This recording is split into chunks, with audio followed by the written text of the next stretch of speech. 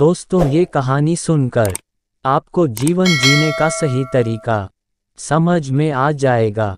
Tokyo शहर के पास एक महान समुराई योद्धा रहता था, जो अब बूढ़ा हो गया था, जिसने युवा लोगों को जैन बौद्ध धर्म सिखाने का फैसला किया।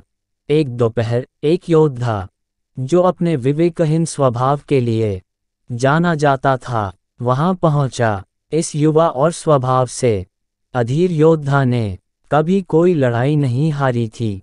समुराई की प्रतिष्ठा के बारे में सुनकर वह उसे हराने और अपनी प्रसिद्धि को और ज़्यादा बढ़ाने के लिए आया था। सभी छात्र इस विचार के खिलाफ थे, लेकिन बूढ़े समुराई ने चुनौती स्वीकार कर ली।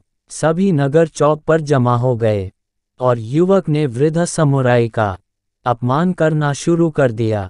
उसने समुराई की दिशा में कुछ पत्थर फेंके, उनके चेहरे पर थूक दिया, उनका हर तरह से अपमान किया, उन्हें गालियां दी। उसने यहाँ तक उनके पूर्वजों का भी अपमान किया। घंटों तक उसने समुराई को भड़काने के लिए सब कुछ किया, लेकिन समुराई शांत रहा। दोपहर के अंत में, अब तक थका हुआ और खुद ही अपमानित महसूस करते हुए, वो घमंडी योद्धा चला गया, इस सच्चाई से निराश होकर कि गुरु को इतने अपमान और उकसावे मिले। छात्रों ने पूछा, आप इस तरह का अपमान कैसे सहन कर सकते हैं?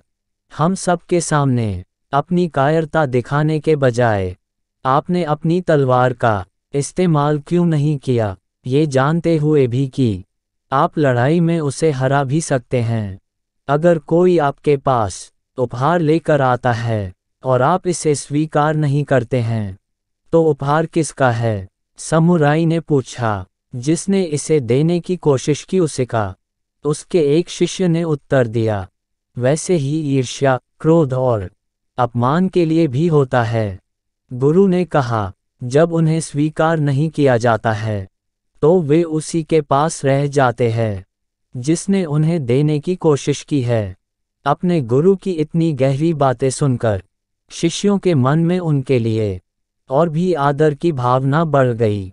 ऐसी कोई भी वस्तु किसी और व्यक्ति को देने की कोशिश मत करिए जो आपको अच्छी नहीं लगती, क्योंकि अगर उन्होंने उसे नहीं लिया तो वो अंत में आप ही के पास रह जाएगी, फिर चाहे वो कोई भौतिक वस्तु हो या कोई भावना। दोस्तों, आपको इस कहानी से क्या सीख मिली, हमें कमेंट करके बताएं। कहानी अच्छी लगी तो लाइक कीजिए और ऐसी ही कहानियों के लिए हमारे चैनल को सब्सक्राइब कीजिए।